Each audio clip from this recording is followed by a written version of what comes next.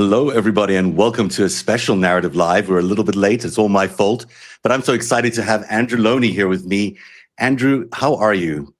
I'm very well. Very nice to appear on your show. As I was saying, I'm a great fan. I think you've really broken a lot of new ground. So it's very exciting to be talking to you. I am equally as excited, and I can't believe those words are coming out of your mouth because you're such a respected figure, and I love your work as well. And to have you think of my work as anything useful is great. I really appreciate it, and we have a lot of ground to cover because I know we've both been delving into the same territory over quite a long period of time. So I'm excited. We can also both confess, well, I can confess that I'm in shorts because it's a nice day out here, and you can too. So that's the kind of day it's been. Meeting in a suit, so it's very nice to be able to be a bit more relaxed. Yeah, I love that aspect of Substack.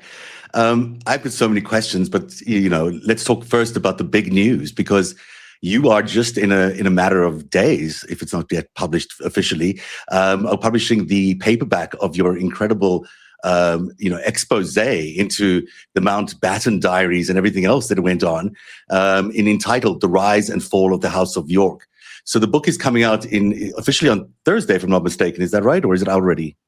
That's right. I mean, officially on Thursday, but I think copies are already in bookshops and you can buy it. And in Britain, it's been available since last week. So we're hoping it's going to go in at number one in the UK, and hoping, because this is the first time the book's really being available properly in the States, that it will, get some traction in the States and at least will be available to people because, as you know, Simon Schuster killed the book just before publication last year. Yeah, this is a major issue, the trying to kill this book. But also, I know everyone in our audience here at Narativ is going to be dying to get their hands on a copy of your book because we've covered, in many different ways, the same territory, but in just come at it from different perspectives.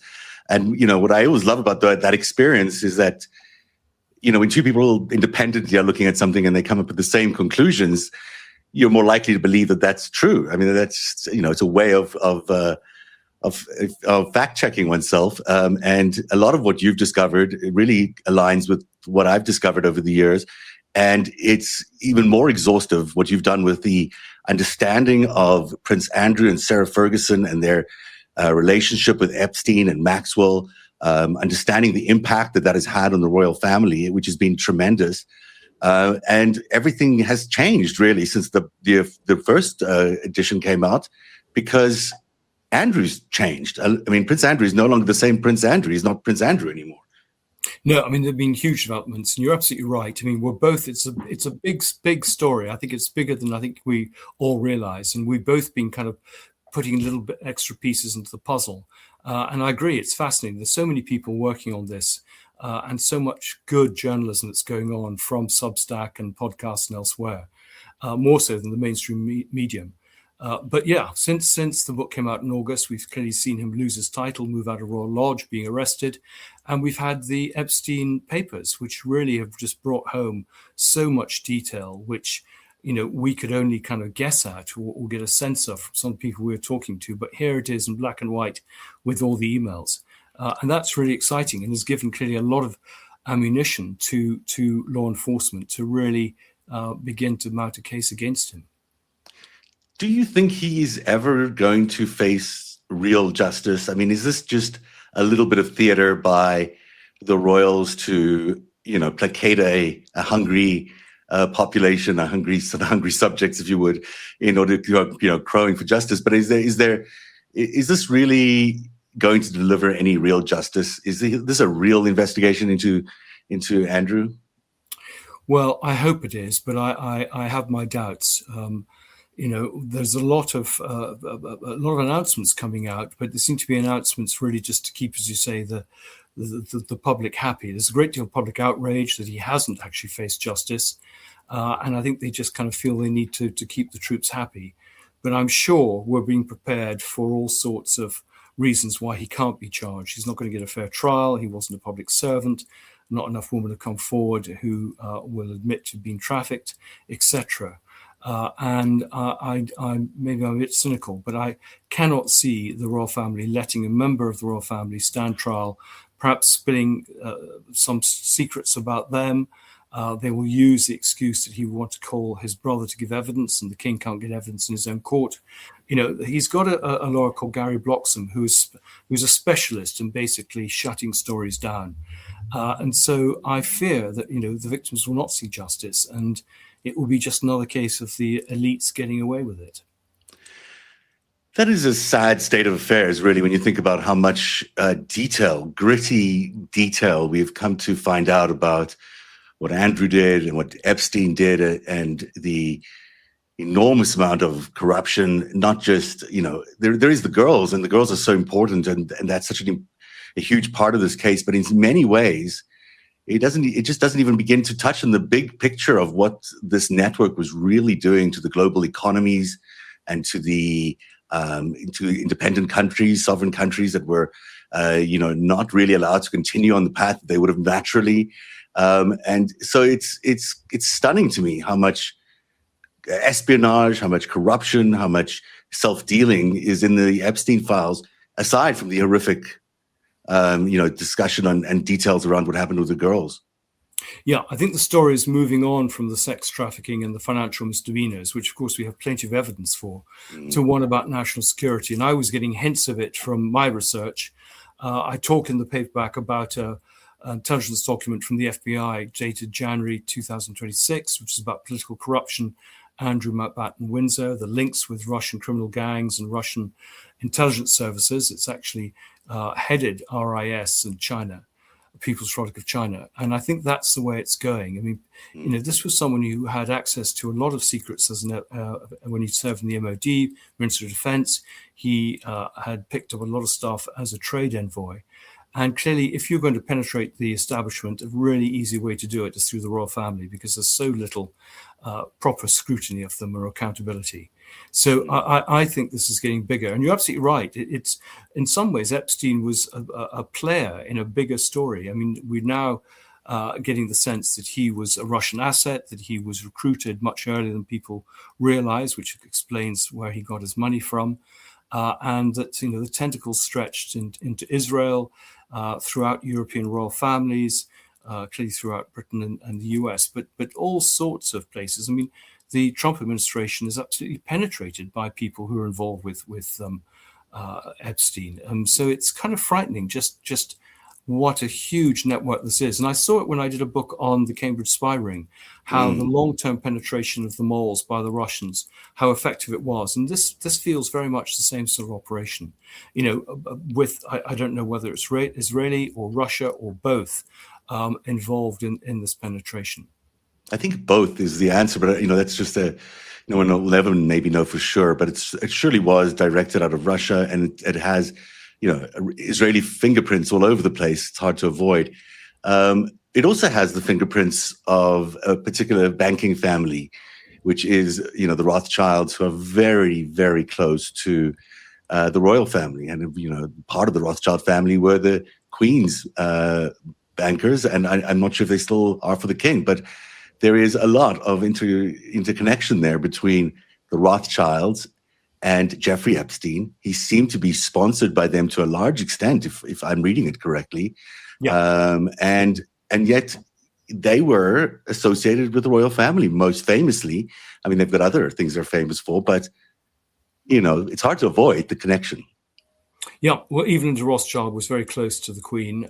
He was married to Lynn Forrester, very, very close to Epstein, and indeed to Andrew. The two witnesses at the wedding of Evelyn de Rothschild and Lynn Forrester were Peter Mandelson, the former British ambassador in America, and Andrew. And at one point, Lynn Forrester was going to lend her flat to Andrew. She's all over this story, and I think people are nervous about reporting on her because she's rich and she's litigious. Right. But I think that's certainly an area worth investigating. Are we past that now? I mean, should we almost, we can't stop ourselves from covering parts of the story because we're worried about anything. I mean, it seems to me the mainstream media has sort of, we can't do that part, we can't do this part, but really they're missing the biggest story potentially of all time. I mean, there is so much intrigue in everything that's been going on and so much available to us from the Epstein files that not covering the Rothschilds in the way one might seems to me like, you're missing the story. You actually are taking part in the cover-up. Yeah, well, I think the mainstream press are nervous about the Rothschilds and others. And I mean, time and time again, I have given interviews, particularly, for example, to Australian television, and they just don't want to run them because they're worried about being sued, even though I've given this information countless times on TV programs and written it up myself in the Substack and on my books. I think the really interesting research is coming from programs like yours and Ellie Leonard and others, and Substack columns where people are doing the digging. But the mainstream press are way behind here, and I think it's because they're nervous about libel or privacy issues, and also worried about losing access. So it's a shame. But in some ways, this is exciting. At least we have another option, which we didn't have before. And this stuff is getting out, and it can't be challenged.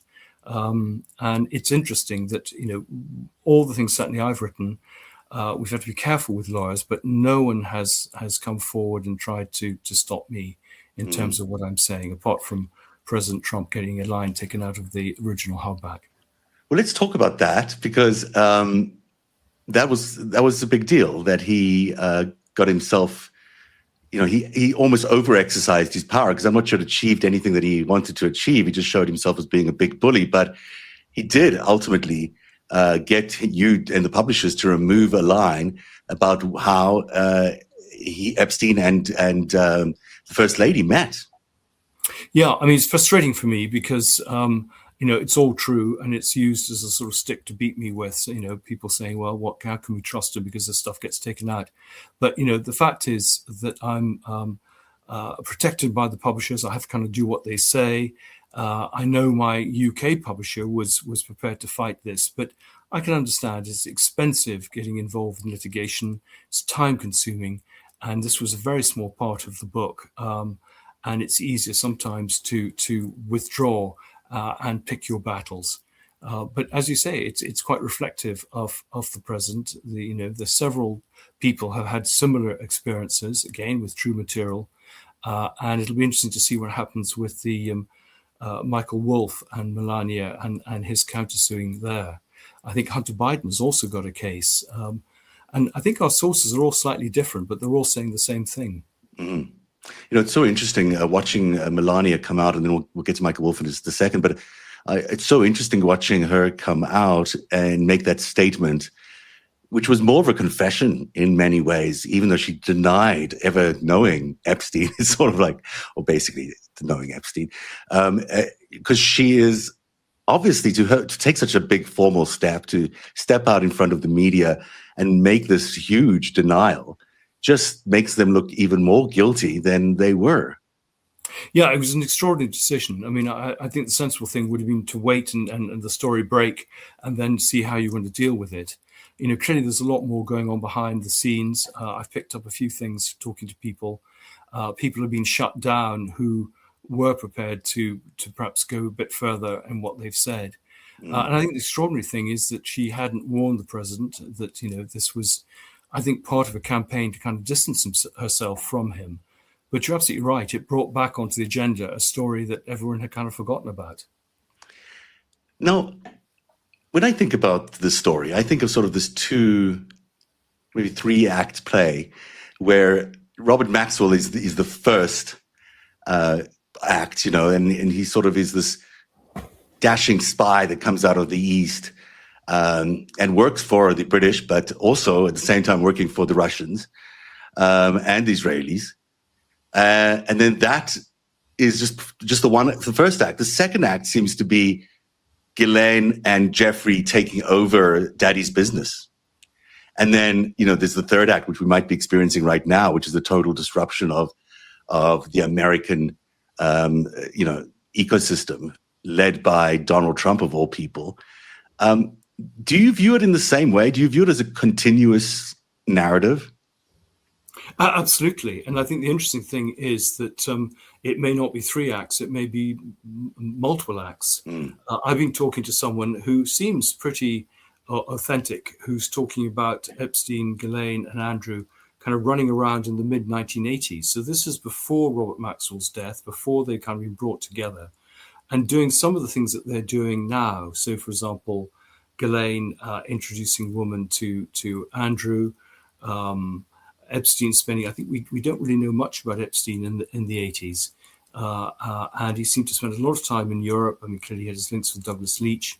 And according to this person who was on the sort of periphery of this crowd, they were hanging out in London and doing very much the same sort of things they were doing later on. So if that's the case, then the story we've got isn't quite right. It begins earlier, and it isn't quite as it suggests. I mean, that's the story that was. Sorry, I don't want you to cut you off there.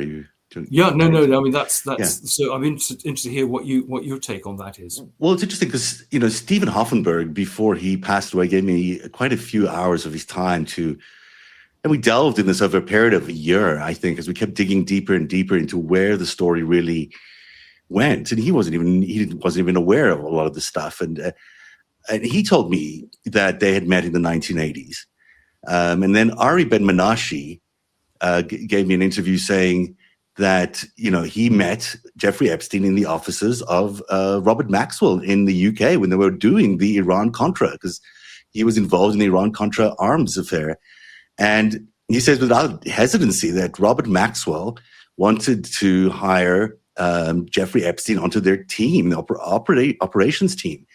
And he said to me that Maxwell told him that his bosses had approved already, meaning the military intelligence directorate in Tel Aviv had already agreed to bringing in Epstein. Now, he then says they never did anything together and he rejected Epstein. But he also told me that at a very young age then, Ghislaine Maxwell and Jeffrey Epstein were already an item, were already so-called dating or whatever it was they were doing. And that she thought he was going to marry her and Robert Maxwell thought he was going to marry her. Gosh. That's fascinating. Yeah. Well, I mean, I think, there is clearly a lot of circumstantial evidence around that. And, I suppose the thing is to try and find more people who knew them at that time. Mm-hmm. I know someone who's actually written a biography of Robert Maxwell who worked for him. And I was going to go and talk to him to see if he'd picked up any of these stories when he was there in the 80s. But yeah, it does suggest that the story begins slightly earlier than we thought. I mean, Andrew claims that he met Epstein in the late 90s. His own private secretary says it was the early 1990s. And again, there's some mystery about how Ghislaine and Sarah Ferguson met. Did they meet on the social scene in New York? Were they introduced through Andrew or through Epstein? There's just so many different variations of the story. I mean, what Maxwell has, I think, told the president's lawyer and what other people have said, don't seem to concur. Right.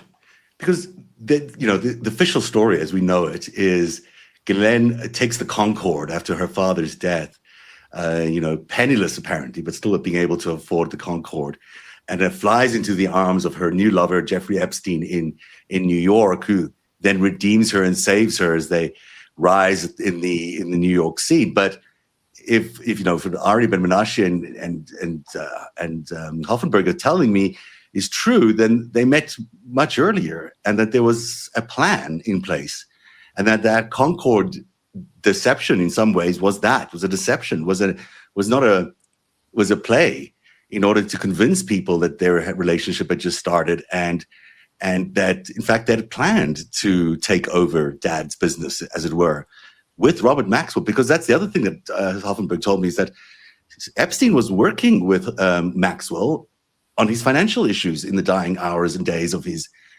life.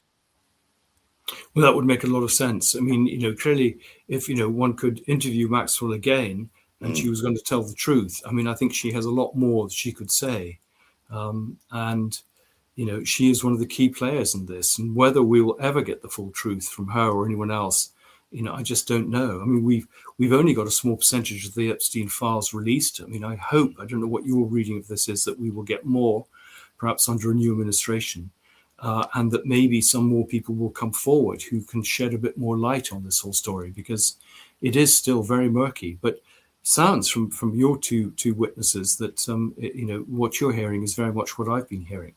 It does sound like that, which is really intriguing, because there's not many people around still from those days, and hearing what you're hearing is kind of revelatory to me. And I think about that whole Iran-Contra affair as as really interesting fodder for any book, or because it's so dense with espionage, and you've got royal families involved, you've got famous presidents, and then you've got this cover story of Robert Maxwell as a spy while being the publisher of the Daily Mirror. I mean, nothing could be more, glamorous in some ways, but also outrageous as something like that. And yet there it was. We had, Maxwell running a major newspaper chain while also being a spy.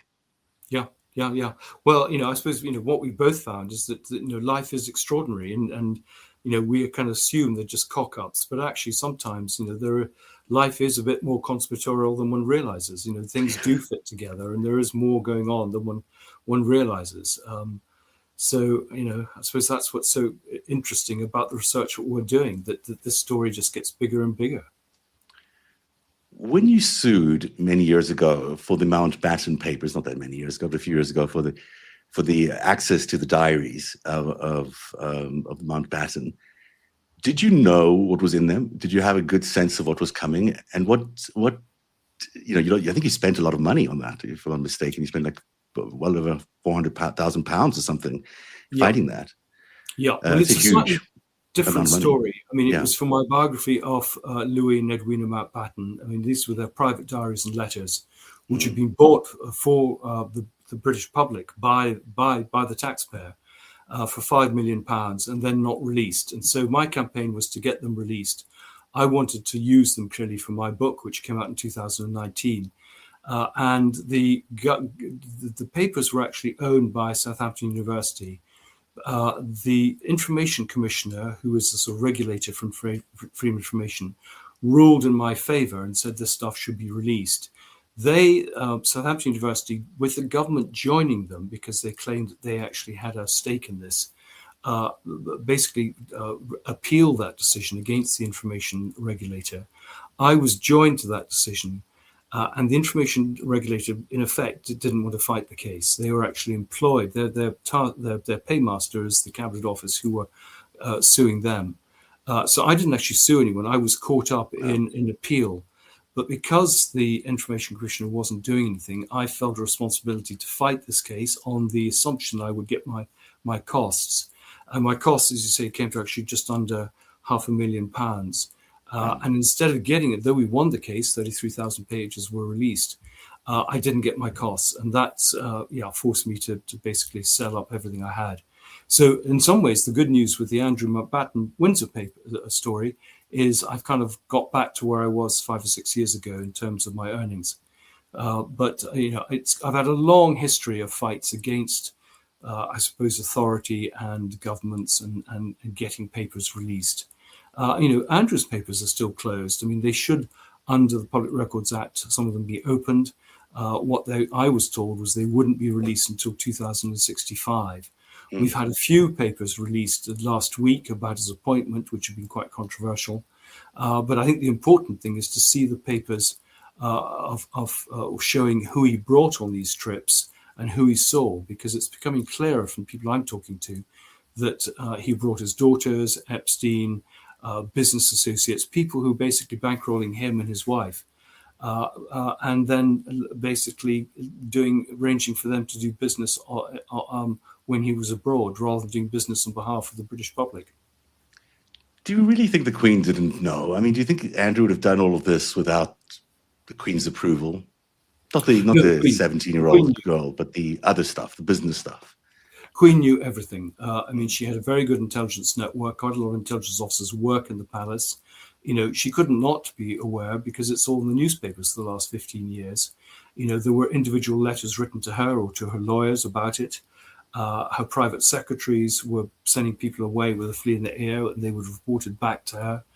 I know of stories of intelligence officers going to her and being turned away. There were lots of things in the press. I mean, the story of Sarah Ferguson selling access to Andrew in 2010, and yet Andrew made a trade envoy, no disciplinary action whatsoever. In 2022, a famous High Court case where the Yorks can't explain £1.3 million in their account. So that, even when my book came out last August, absolutely nothing was done. And I'm afraid there has been this huge cover-up by the Queen and now by the King in order to protect their brother. And they would have got away with it if the Epstein files hadn't been released at Christmas. Right. The Epstein files are really pernicious, aren't they? They sneak up on people. There's so much in there. You might think you're safe for a little bit of time, and then someone finds a little kernel of truth in them, and then that becomes a bigger story than you would imagine. And suddenly you're in front of the oversight committee, maybe not giving the testimony you wanted to give because there's brand new evidence. And I'm thinking of Leon Black, who's coming up soon, and Pam Bondi, who's coming up soon, and Leslie Groff, who's coming up soon. I mean, all these people have so much to say.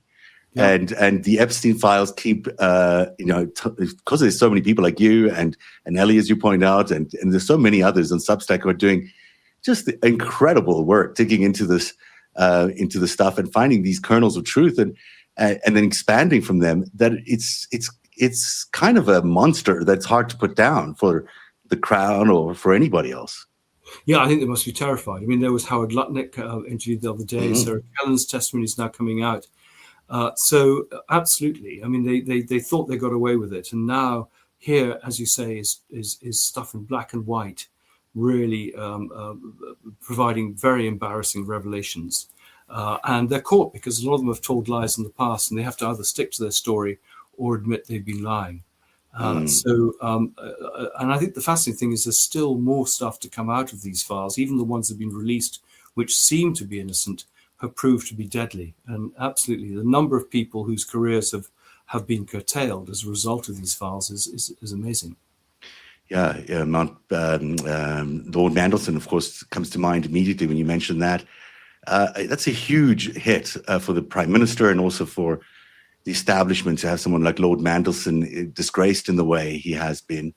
And yet, it's sort of been contained to some extent. It hasn't gone much further than that. Do you expect others are going to fall in the perimeter there? Yes, absolutely. I mean, I think Mandelson will fall. I mean, I think they will bring a case against him, and I think he will go to prison. And I think, clearly a lot of co-conspirators have done deals, but I think, they will be caught out. And I do hope that, the majesty of the law will come after them. And, maybe Andrew, they will come after Andrew. I think he's probably a slightly special case. But I do think we'll see some very big names with scalps on this, because it just needs a few more revelations, a few more people prepared to come out. I understand some of the victims are prepared to do a kind of press conference in Britain along the lines they did on the Capitol. And I think that will reveal a lot of new information. And I think people feel more emboldened now to speak. And so it's getting harder and harder for people to kind of damp the story down.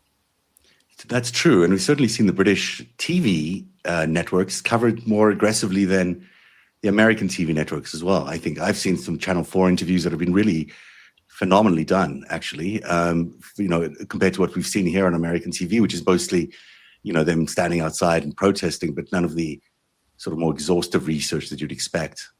Yeah, no, I agree. I mean, I think there's, and the Australians too have done some pretty hard-hitting documentaries, and with getting people to come and talk. Though we'd had that, over the years, various people did talk. I mean, Virginia Gifford is a good example, and no one listened. But I think people are now beginning to listen, and this testimony is beginning to carry some weight. Yeah, and I think the public is totally intrigued. I mean, I think they can't get enough of it, which is, bad news for the royal family. The book is entitled The Rise and Fall of the House of York. If you haven't yet picked up a copy, now is your chance because it's available in paperback from this Thursday. Andrew Lownie is the author, and he joins us now live. And I just got two more questions, if I could, Andrew. And I know there's some people online have a lot of questions, but how important has Prince William and Princess Kate? How important has their evolution on this story been in transforming the Crown's reaction, in transforming the King's reaction? I think they've been crucial. I think they've stiffened Charles's backbone, particularly last October when he did finally, take away Andrew's title and kind of begin to act ruthlessly. I think they are behind the scenes saying this is huge reputational damage. We need to distance ourselves from all the York family. And the king himself is kind of dithering. He's sending out very mixed messages about the future of the daughters. But I think William and Catherine they can see the damage this is doing, and I don't think have any personally, I think there's a great deal of animus against the Yorks, but I think also they can just see the damage that they're doing. And also he doesn't want to inherit this problem. The problem was the Queen didn't solve it. She passed it on to Charles to deal with, and he's kind of trying to do the same thing with William. And William isn't buying that. I think the sensible thing would be for Charles basically to take the bullet on this, to admit that there has been a cover-up. He will take responsibility. The kennels are being cleaned out, and it will be a fresh slate when William comes to power. And I think that is the neatest and cleanest way forward. Otherwise, William is going to be tarred with this. The thing is going to run on. There are going to be wider questions about royal transparency. But that would be the obvious way to kind of knock the whole thing on the head. It would, because, the royal family are so important to this bond that Great Britain has with America. I mean, there is probably more interest in the royal family in the States than there is sometimes in Britain. I mean, they love the royal stories. I remember sitting when I was exec producing one of the big morning shows on American television, how well every single royal story rated. I mean, it just takes people beyond, it just grabs their imagination. And I don't know whether it's the princess fairy tales that they're comparing it to or whatever it is. But, there is so much love for the royal family that comes out of the United States. And there's so much care about them that if that relationship is screwed up in any way because of the Epsteins, well, that would be a real tragedy for the family. Yeah, well, I mean, I think they are at a crossroads. The Epstein files really have shown that they haven't dealt with this very well, that clearly there are scandals in the family that they need to address. And unless they address them, that respect and trust that you talk about is going to be lost. And then they're in trouble. I mean, we look to the royal family for some moral authority, to set an example, etc. And if we feel that they're just using their position to put their noses in the trough, then that's going to damage, the whole future. And it will be sad because, we've seen the power of the monarchy to bring the nation together, to influence, for example, President Trump the other day. And there is a role for them, but they need to just avoid all these scandals by being squeaky clean. And if they have nothing to hide, they have nothing to worry about. Exactly correct. Some chat questions here from Andrea here. Andrea D saying, I'd like to know how much Princess Eugenie and Beatrice knew about the girls in the sex trafficking part. Were the princesses ever in danger from Epstein or Diddy? Yes. I mean, I think, it is extraordinary that Eugenie was taken age 16 to some of the sex parties of Diddy. They were taken off to meet Peter Nygaard when they were much younger, that Fergie was letting her young goddaughter go and stay in some of Epstein's flats alone. And Eugenie and Beatrice are compromised. I mean, money was fenced through their accounts. The whole model of their charities was very much based on that of their parents. A lot of it was about laundering reputations, making money on the side, enhancing their social ambitions. And that's why I think they need to agree to an audit of their business activities, which they've hitherto refused to do. And I think they probably should retire from public life, give up their titles, basically they are an embarrassment at the moment to the royal family, and that's the best thing they can do. Whether they do that is another question. I think they still feel that they can use their titles to make money for themselves in places like the Far East, and that is very damaging for the royal family. One more question. I know you've got to run because you've got another interview to do, but Laurie Van Horn asks... I hope we can do this again soon, but I'm sorry it's been a bit much. Yeah, it's all my fault. I was a little late, and I apologize, and I would love to do this again because I think we could talk for hours and hours and hours comparing notes. Here's a question from Laurie Van Horn. If Maxwell reveals the truth now, she will be contradicting her testimony from last July and be subject to perjury charges. I don't know if she would be, because... Was she under oath? I don't know the answer to that question. Do you? Well, I don't. I mean, I suspect she talked on the basis that it wasn't on oath. I think she is caught. I mean, she's better keeping quiet. And actually, I think one of the ironies is she'd be better in a high security prison than a low security prison, because I think there must be a target on her back. And I'm told there's a target on Andrew's back as well, which is why perhaps he's a bit nervous about speaking. But absolutely, she's the key. She knows everything, as do others. I mean, we're talking about Leslie Groff and Sarah Keller and some of these people who have pleaded the Fifth Amendment and things. They could shed a lot of light on this, and somehow they must be persuaded to talk, because we owe it to the victims and to justice. And in Dyke and Khan, I would really be interested in spending some time with those two. There's so much more information than they're revealed in their testimony. One last one quickly. Is there any chance the Queen's intelligence about Trump is going to be leaked at any point? Well, I mean, people know a lot about Trump. There's an intelligence officer, a friend of mine called Christopher Steele, who did the dossier on Trump. And I've actually just been talking to a TV producer who did a program knowing on Trump and his links with Putin. I think that, there's a lot of stuff out there. A lot of people know it. And I think once Trump people feel he's less powerful than he is, I think a lot of stuff will begin to emerge. And that's why the Michael Wolff thing is so interesting, that if you turn back on bullies, they kind of back off. And if Michael wins his case, as I hope he does, then I think it will be open season and a lot of stuff will come out about Melania Trump and others. Andrew Lownie, thank you so much for spending time with us. I don't think the Substack thing worked, so I don't think it got to your audience. But sorry. That's okay. Hopefully you'll post this. I'll talk to my man, see if we can share it somehow other way. I appreciate that a lot. And thank you so much for spending time with me and with our audience here at Narativ. Everyone should really look out for this book. It comes out on Thursday, entitled The Rise and Fall of the House of York. It's a paperback this time, but it has lots of new information in it. And of course, the story has changed a lot since the initial print. Everyone should buy it, and everyone should follow Andrew Lownie here on Substack. It's a terrific follow, and give him a paid subscription while you're at it, because he does all this fantastic work. So thank you, Andrew. I really enjoyed chatting with you, and hopefully we can do it again. Me too. I hope so. And we'll then do a proper crossover with our Substacks, so we can both have our followers share it, get to know each other. Sounds fantastic. Have a great day, and thank you so much for this. Thank you. Thanks a lot. Bye-bye. Cheers. Bye-bye.